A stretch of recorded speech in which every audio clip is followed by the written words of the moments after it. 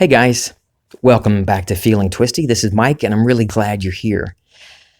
I've mentioned before how I used to be a radio and television reporter in the local market. And I was thinking about, yesterday, I was thinking about my early days in radio when I first started out, how I learned how difficult it was initially for me to write stories, to put together stories to use in the newscast at the top of each hour. I've mentioned this before in a previous newscast, in a previous podcast, how I got into radio without any experience whatsoever.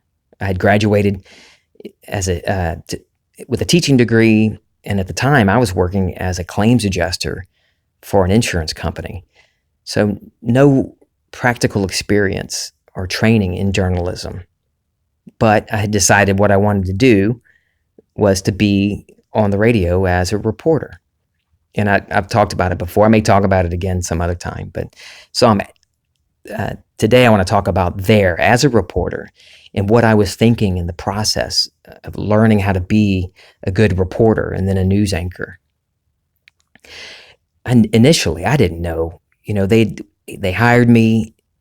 It's crazy how they hired me. It's like, well, you're here hanging around, you might as well get paid, kind of thing. And they taught me a little bit about what a story looks like and what an actuality is or soundbite and how to edit. So when I was first writing stories, they were very difficult. It was very hard for me at first. My very first news story to write for the news director to use that day in a newscast was just a simple fluff piece about baseball, but he gave it to me as a test. And I remember that day sitting there at the computer, writing the script for it. And it took like 2 hours to write the story. A simple little, it was called a reader. A reader is a news story that has no sound to it. You're just reading the story. There's no sound bite, no one interviewed or anything like that. So it was a simple reader, and all I had to write were just 10 lines. 10 lines, and that was it. And I was even going off of information. I had information in front of me to write from, to use, but I stressed over it, sitting there at the computer, looking at this blank screen. And I'd write a couple of words, and then, oh no, that's no good, delete, delete, delete. Anyway, it was torture because I kept second guessing myself and was obsessing over every little word and worrying about what will the news director think. They're going to see I'm a fraud. I'm no good at this. And that newscast that he used that story in, I was sitting there listening as he did it, and I could tell he didn't like it. At the end of the newscast, he tossed his headphones down. He's a very dramatic guy. Tossed his headphones down, ripped my story in half, threw it in the trash can, and said, "This story is crap." Then he stormed out of the newsroom. Oh, it was crap. And they were kind of crappy at first. They were messy. The language was sloppy. The elements weren't coming together very nicely at first. And I would go home in the evening and obsess over that one mistake I made, or that one story that I got the sentence wrong, or used the wrong pronoun, or mispronounced somebody's name. All of these things that I'd obsess over the mistakes and the worry, and continue worrying about those mistakes. And then there was a shift, and it wasn't long into me doing that. I was just a newbie, a cub reporter, field reporter, and then within a month or so, I was the afternoon anchor doing news at the top of each hour from 1 till 6 every day. And then a year later, I was news director. So there was a shift inside of me that preceded any of that happening. It preceded me getting Associated Press awards for some stories that I'd written in that same year. That shift occurred when I stopped worrying about all the little elements of the story and obsessing over, what's this sound like? Am I good enough to write this? Do I have the right terminology here, all of these things that I'd worry about. And I started thinking of each newscast and each story within the newscast as my children. All of these little stories were my babies. And then I would present them at the top of each hour. And so I started seeing it as each one of these is mine. I'm telling a story. And even the newscast as a whole, which would have 3 or 4 stories in it, was, for me, I told a story. Each one, it wasn't a bunch of separate little items, news stories, unrelated. I would put them together in a way that told a story, a little 3-minute story at the top of each hour.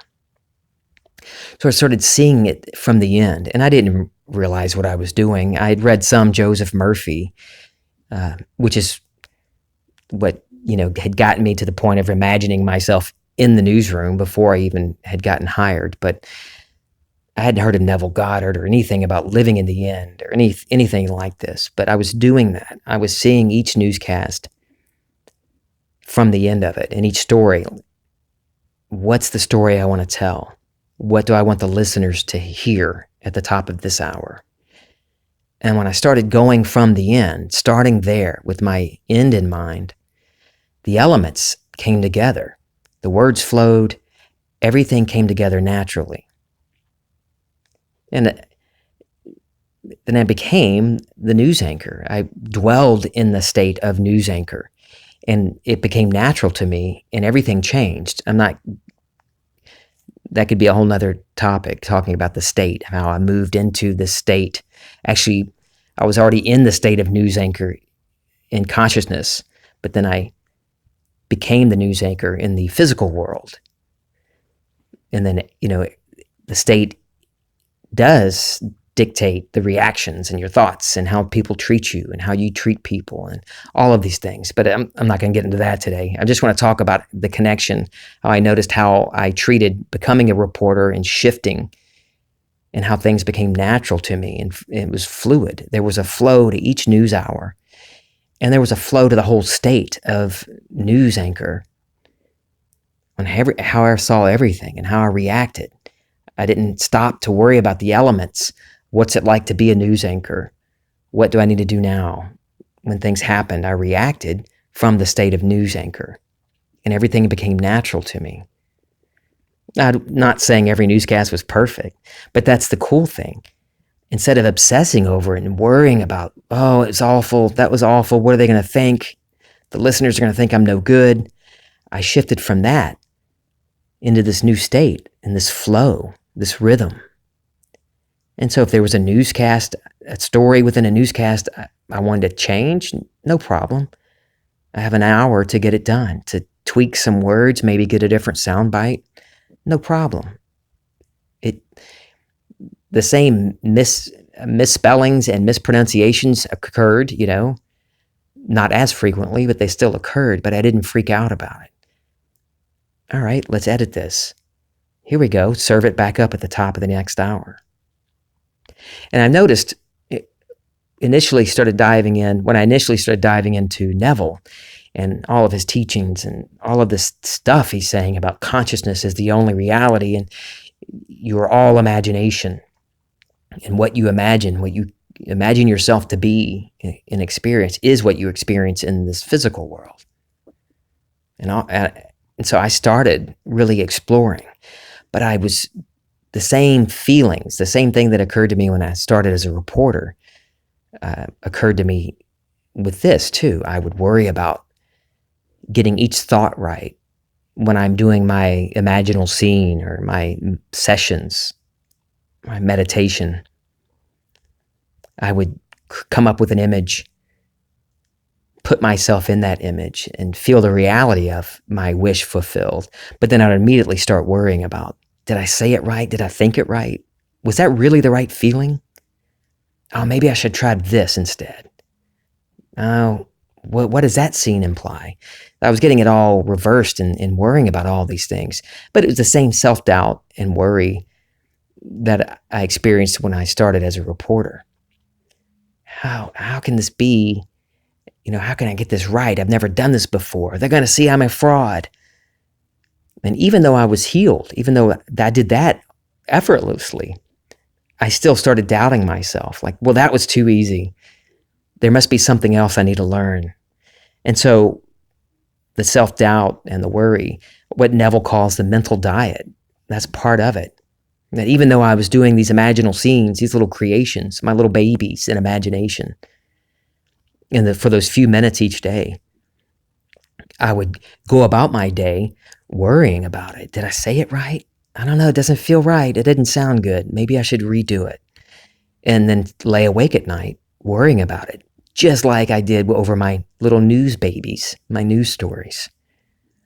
And then there was a shift.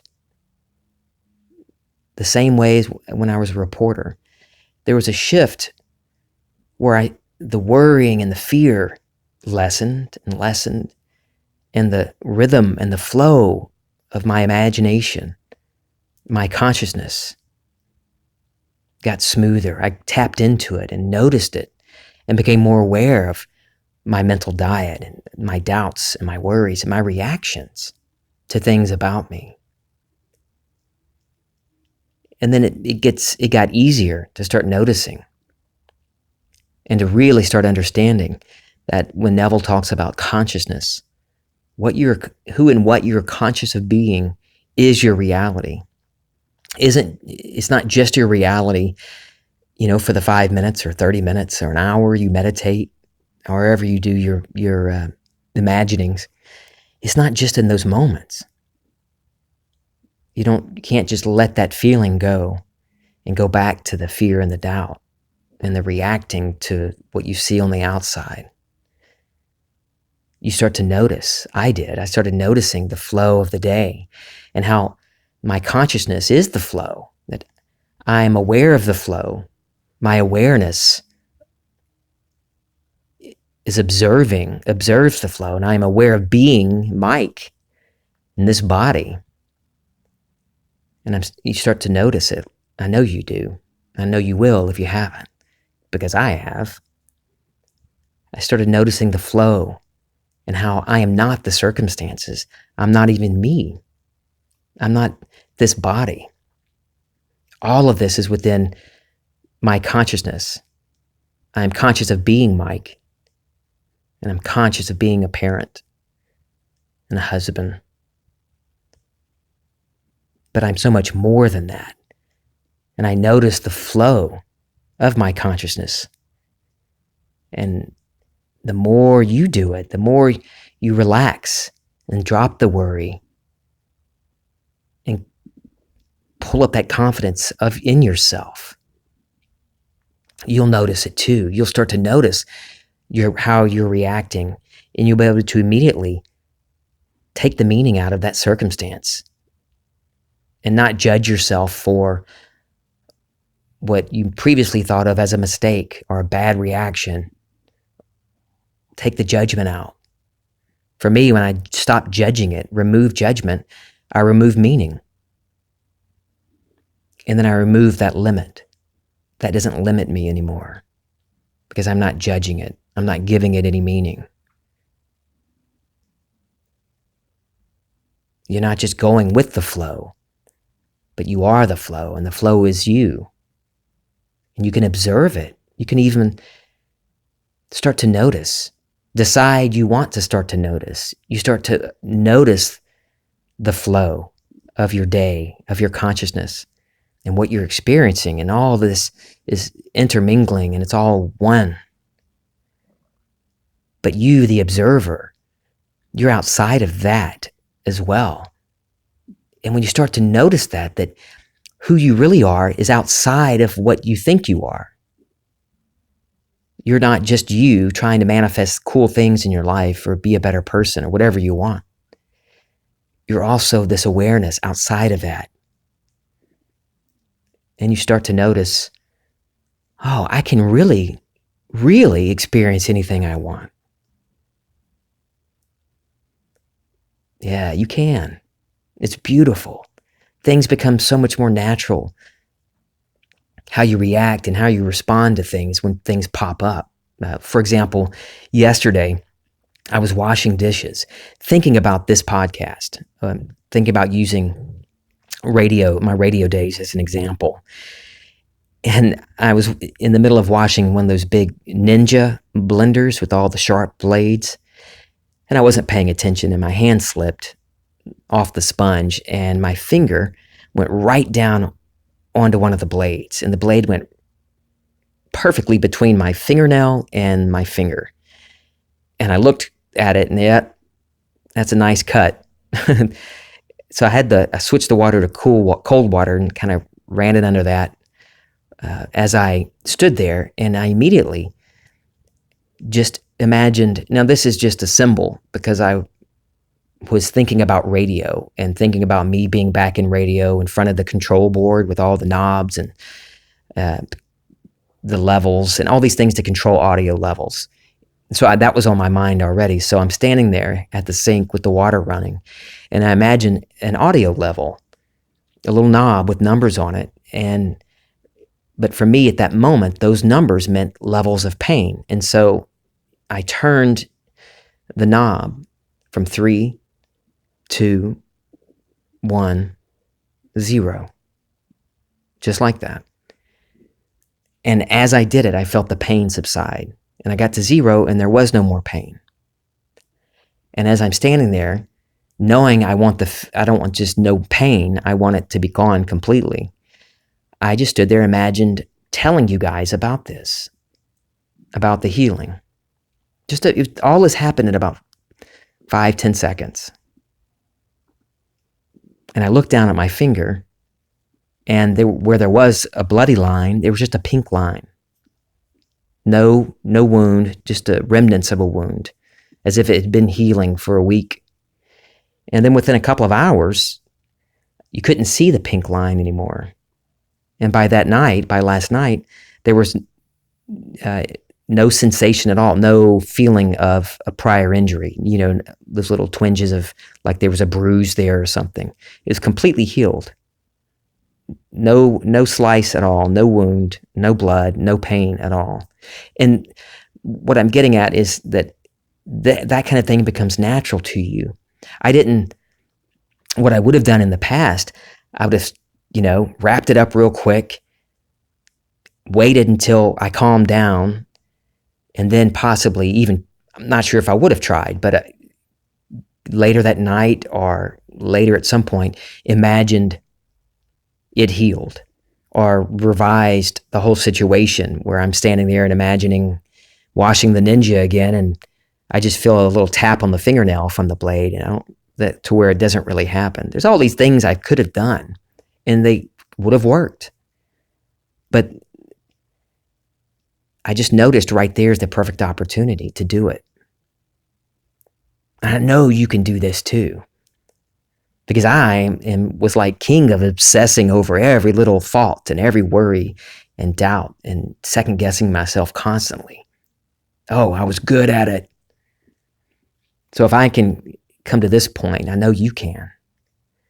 It becomes so natural to you, where you notice and you know that you can move in consciousness and change what you're experiencing. It doesn't have to be something you have to wait for. It can be instant like that. And I wasn't stressing over it, I just stood there, and the whole knob thing, that was like, well, let's try this. This is just a fun thing, just a symbol. The knob, the audio level knob was just a symbol to use to represent reducing the pain in my imagination. But we're all symbols. What we imagine, that's symbolic of whatever it is we want to experience. And people and places and things, our bodies, we're all symbols of what we're conscious of. So anyway, it was a fun little thing. And I knew standing there, as I'm imagining telling you about it on the podcast, I knew it was done. I didn't stress or worry about it or doubt it later, an hour later. Oh my gosh, did I really heal it? Is it really healed? Maybe it's going to come back. You can do this, guys. I hope you're enjoying the podcast. Some of you, I love getting your messages. I've gotten word from a number of people, comments and emails and messages and telling me how you're getting something from this. So that's what I want. I want to give to you from my own experiences. Share with me yours, like Julie is doing. She shares with me every time she has a really cool win. I love hearing from her. I love hearing from all of you. So email me at feelingtwisty@gmail.com. Find me on Instagram at feelingtwisty. And let me know. Let's chat about it. I love hearing from you. All right. This is Friday evening, and I've got to go grocery shopping. Yoo-hoo. Yay. I love you guys. This is Feeling Twisty.